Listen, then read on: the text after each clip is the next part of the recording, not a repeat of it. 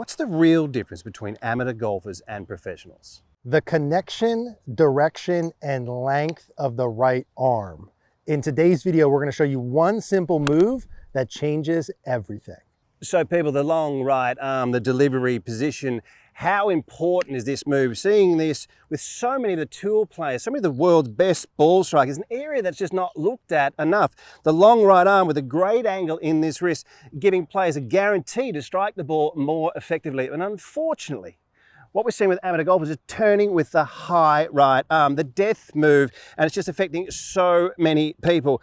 Guys, to get to this long right arm position, there are 1 to 2 moves, simple, basic moves that we have to do. And we're gonna get stuck into that right now.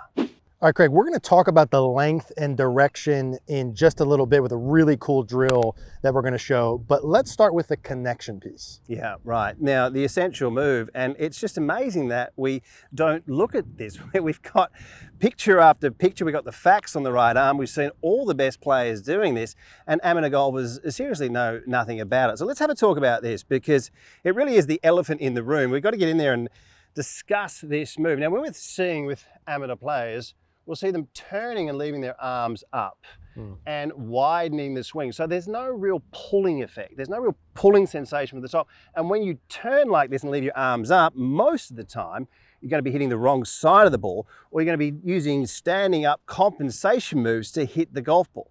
Now, what we need to do is to reconnect. I'll just show you from this side here. I think it's essential to get inside the lag wall. Something that you guys would, I imagine, not have seen before.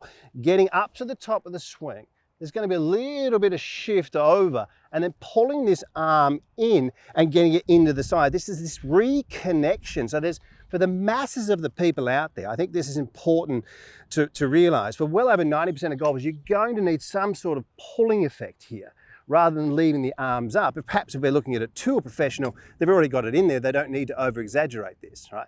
But to get this right arm to reconnect back into the side, just sitting into this position, pulling it down is how you store up your angles. It's how you're going to stay down. And it's how you're going to get that compression and that shaft land that you really need.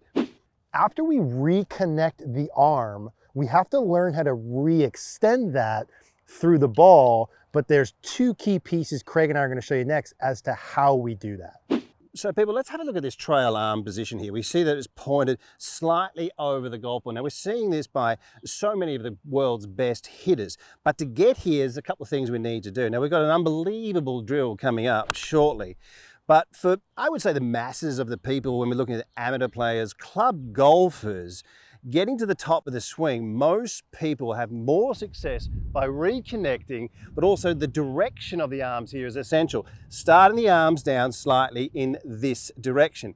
Getting the arms to start more in this direction. This is going to help us bring our arms and hands down very close to that right leg, leaving the arms up and coming in this direction. We're hitting really the wrong side of the golf ball. And this drill that we're going to show you to get this length of arm, this delivery position into this slot is going to blow you away. Let's have a look at that now. So how do we get the connection of the arm, the direction of the arms, and the length of that all at the same time? Craig and I are going to show you a 3-in-1 drill right now. So guys, what a drill this is. It's just a wonderful way to set off a great chain reaction in your golf swing and feel some of the moves here. Now, what you can see is I've got a long right arm, but I've also got a really strong or a big angle in that trail wrist here. We can see this right angle. The hands are positioned here close to this right leg. And if you can get this club and just turn this club head in just a little bit, from here what we're going to do is we're going to swing back and hit it. And I'll tell you what we then do through the golf ball.